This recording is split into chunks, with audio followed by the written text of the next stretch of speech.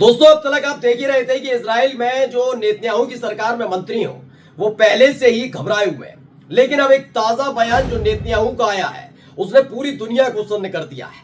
वजह यह है कि देर से ही सही लेकिन नेतन्याहू ने मान लिया है कि इजराइल के मुकाबले ईरान बहुत ज्यादा ताकतवर है। ऐसे में किसी भी हालात में और खासकर इस परिस्थिति में ईरान पर अटैक करना बहुत मुश्किल होने जा रहा है। आज आपको दिखाऊंगा कि कैसे नेतन्याहू इजराइल को लेकर चिंता में घिरे नजर आए कि अगर इस बार ईरान पर हमला किया गया तो हालत और खराब हो सकती है। यही नहीं, इजराइल अंदर खाने जो काम करता रहा है मोसाद के नाम पर, वही काम एक बार फिर से ईरान में करने की कोशिश हो रही थी। लेकिन धर दबोचा गया उनका एक लाडला, जिस पर यूरोपीय यूनियन भड़क उठा है, क्योंकि वो जरूर मोसाद का और इजराइल का जासूस था जो ईरान में धरा गया। लेकिन नागरिक कहां का था? यूरोपीय यूनियन का था, जिसको लेकर ईरान की बड़ी आलोचना हो रही थी। लेकिन ईरान ने भी मुंह तोड़ जवाब दिया है। इसी के साथ साथ दिखाऊंगा नेतन्याहू का एक लाडला ढेर कर दिया गया, तो वहीं सऊदी अरब ने खोलकर हमास, हिजबुल्ला और हुती लड़ाकों का साथ दे दिया। नमस्कार, मैं हूं प्रज्वल गौतम और आप देख रहे हैं the live TV. The live TV, सच सबसे आगे। बिना देर किए पहले मैं दिखाऊंगा कैसे थर-थर कांपने लगे हैं अपने नेतन्याहू। मैं कहता हूं ना, आप देर से ही सही लेकिन मानेंगे तो जरूर ना। देखिए, हो सकता है राष्ट्रवाद होना चाहिए, हर एक आदमी के मन में बातें होनी चाहिए कि भाई मेरा देश पहले, मेरा धर्म पहले, बहुत सारी चीजें होती है। लेकिन सच्चाई से इधर उधर नहीं भागना चाहिए। यही हो रही थी कोशिश। बार बार बताया जा रहा हम पे मोसाद है, हम पे टेक्नोलॉजी है, हम पे ये है। लेकिन हकीकत क्या है? हकीकत यह है कि इजराइल के मुकाबले ईरान पर भारी भरकम हथियारों का भंडार है। शाहिद ड्रोन, कामिकाजे ड्रोन, उसके बाद एक से एक खतरनाक हाइपरसोनिक और बैलिस्टिक मिसाइल्स है। उसके बाद एक ऐसा एयर डिफेंस सिस्टम है जिसने थू करा दी इजराइल की जब हमला किया था। अब खुद आगे आकर क्या कह रहे हैं नेतन्याहू, पढ़िए। यूएस सिविल डिफेंस न्यूज है, उन्होंने लिखा update, Netanyahu declares Iran has nuclear weapon. उन्होंने कहा कि न्यूक्लियर वेपन है ईरान के पास। और यही बात तो समझा रहे थे चचा, इतने दिनों से समझाई जा रही थी कि भाई सुनिए, किसी भी देश को हमास या गजा मत समझिए, बात मानिए। हिजबुल्ला के बारे में तो थोड़ा पढ़िए चचा, पढ़िए हुती लड़ाकों के बारे में। लेकिन नहीं, हमारी तो सनक है, हमने दुनिया भर में कहानियां जो फैलाई है उसको सही साबित करना हो। देखिए, बेड़ा कर करा लिया। लगातार आपका अपना चैनल द लाइव टीवी दिखा रहा है ना, 3 लाख से ज्यादा इजरायली सैनिक पागल हो गए, 10,000 गायब हो गए, रोज ट्रक भर कर आ रहे हैं। और इन सब के बीच अब देखिए क्या कहते हैं Netanyahu. Netanyahu declares Iran has nuclear weapon, यानी कि नेतन्याहू का कहना है कि ईरान के पास परमाणु हथियार है।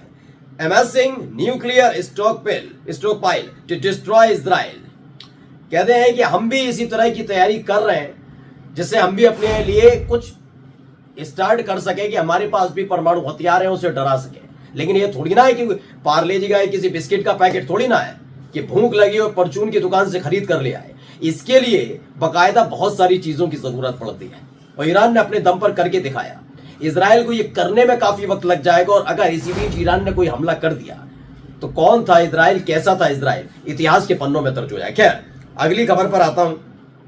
पहले खबर पर, ये IRNA न्यूज एजेंसी है, ईरान की है।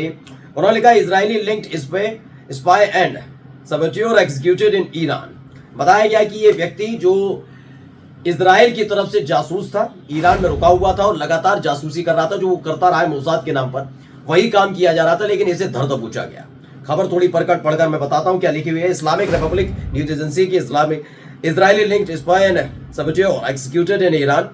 लिखा गया, Jamshid Sharmahd, the ring leader of US based Tondar terrorist group who for year planned numerous terrorist operation against the Islamic Iran at the behest of Master in Western American and child-killing Zionist spy organization has been punished for his action and executed।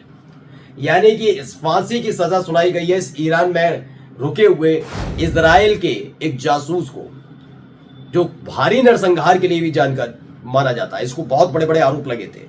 जैसी ये खबर आई, जो यूरोपीय union है उसकी घिनौनी करतूत भी सामने आ गई। क्यों, बताता हूं। जोसेफ बोरवेल हैं, उन्होंने लिखा, EU citizen Jamshid Sharmahd was executed in Iran। इन्होंने कहा जो गिरफ्तार किया गया और उसके बाद उसे फांसी की सजा सुनाई गई है ईरान के अंदर, वो कोई और नहीं बल्कि यूरोपीय यूनियन का सिटीजन एंड नागरिक है। अच्छा, we condemn his killing in the strongest possible terms, हम उसकी हत्या, उसकी मौत का विरोध करते हैं, ठीक है। The EU strongly oppose the death penalty at all time and in all circumstances.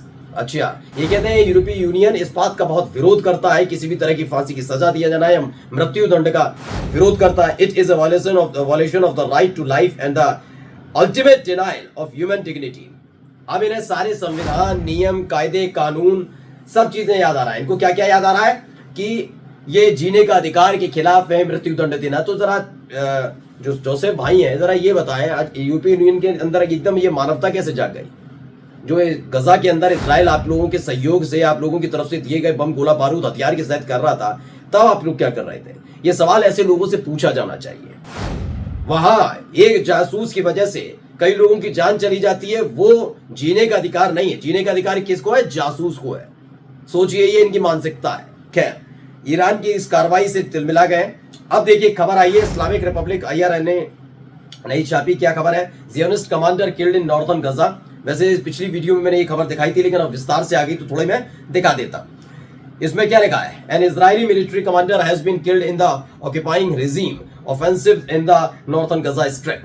According to the Sama news agency, गिव याचको नेजरी 25 ईयर का था, एक company commander in the 101st Armored Brigade 52nd Battalion succumbed to injuries he sustained in the regime's ongoing aggression in the Jabalia refugee camp। ये मैंने आपको दिखाया था कि किस तरीके से वहां पर जो रिफ्यूजी कैंप बने हुए हैं, ये लगातार जो इजरायली सैनिक के कमांडर हैं हमले कर रहे हैं आम नागरिकों पर, और यही उसी एक हमले में ये खुद घायल हो गए थे बहुत गंभीर रूप से, और अब इसके जान चलेगी। ये पिछली वीडियो में मैंने दिखाई थी, लेकिन जो पूरी जानकारी है अब निकल कर आई है। ये नॉर्थर्न गजा में, उत्तरी गजा में जिस तरह की एक्शन, जिस तरह की कार्रवाइयां लगातार की जा रही हैं, उसमें दावा किया गया है कि वहां पर एक इजरायली सेना का कमांडर मारा गया है। अब अगली खबर मैं आपको दिखा रहा हूं, जो मैंने आपसे कहा था कि किस तरीके से, एक तो आप देख ही रहे हैं इजराइल के अंदर मंत्री हैं, वो नेतन्याहू से भिड़ रहे हैं, नेतन्याहू अपने मंत्रियों से भिड़ रहे हैं, यानी एक दूसरे की अब टांग खींचने का काम किया जा रहा है। लेकिन ये सब काम ये UN के अंदर हुआ, UNSC के अंदर मामला उठ रहा था, तो भिड़ंत हो गई जबरदस्त। खबर क्या है? Hated exchange and UNSC meeting on Israeli aggression against Iran. Iran को लेकर जिस तरह के लगातार जवाब, जिस तरह के बयान इजराइल की तरफ से आ रहे हैं, उसको लेकर एक चर्चा UNSC में हुई। इसी को लेकर बहुत ज्यादा गर्मा गर्मी देखने को मिली।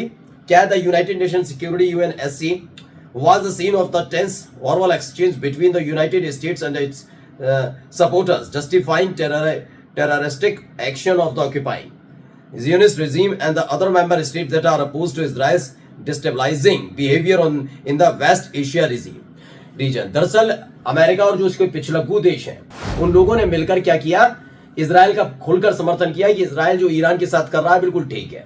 लेकिन जैसे ही आवाज उठाई गई UNSC की बैठक में, वैसे ही जो अलग देश थे, दूसरे देश थे, उन्होंने बहुत बुरी तरह से लताड़ लगाई। उन्होंने बताया कि जिस तरीके से हालात बिगाड़ने का काम इजराइल ने खासकर पश्चिमी एशिया में किया है, वो उसके लिए एक अपराधी के तौर पर है। खास तौर पर पूरा हालात इसराइल अगर बिगाड़े तो कोई और नहीं है बल्कि इजराइल है। एक खबर और है, मैं आखिरी खबर है वो दिखाने जा रहा हूं। ये खबर देखिए, प्रेस टीवी ने छापी, Saudi embassy group dismisses news director over defaming resistance icons. आपको आपके चैनल द लाइव टीवी ने थोड़ी दिन पहले खबर दिखाई थी कि सऊदी अरब का एक चैनल है एम्बेसी ग्रुप, उसने एक दूसरे देश में बैठकर किस तरीके से बोला था। वहां पर एम्बेसी की जो न्यूज थी, वहां पर ये सब किया गया था। वहां पर क्या था ना, हिजबुल्लाह के लिए, हमास के लिए, इनके लिए लड़ाका संगठन की जगह इनको आतंकवादी टाइप का शब्द का इस्तेमाल किया जा रहा है। जिस पर सऊदी अरब के उस चैनल पर इराक के अंदर बड़ा जबरदस्त प्रदर्शन हुआ था और नाराजगी व्यक्त की गई थी। उसके फौरन बाद सऊदी अरब ने भी नाराजगी व्यक्त की गई थी कि उनकी तरफ से हिजबुल्लाह हो, हमास हो, हूती इलाके, ये आतंकवादी नहीं है, ये कैसे किया गया। और उसके फौरन बाद अब एक कार्रवाई की गई, जो न्यूज चैनल के डायरेक्टर हैं उन्हें पद से हटा दिया गया कि आपकी अब कोई जरूरत नहीं है। यानी सऊदी अरब भी सीधे सीधे खड़ा होने लगा। अब ये थोड़ी सी वीडियो में दिखा देता हूँ, इसको लेकर क्या दावा किया गया वो वीडियो के साथ आपको मैं दिखा देता हूँ। वीडियो में आप तमाम चीजें देख रहे होंगे। इसके साथ माइस्टिक व्यूज है, इसमें लिखा है Iran can take retaliatory action against Israel within 24 hours. It can launch 400,000 missile at Israel as harsh response. दावा किया गया है कि ईरान जो है एक बड़ा हमला 24 घंटे के भीतर कर सकता है। ये दावा है कि 4000 मिसाइलों के साथ इजराइल पर एक बड़ा हमला किया जा सकता है। नमस्कार। द लाइव टीवी, सच सबसे आगे।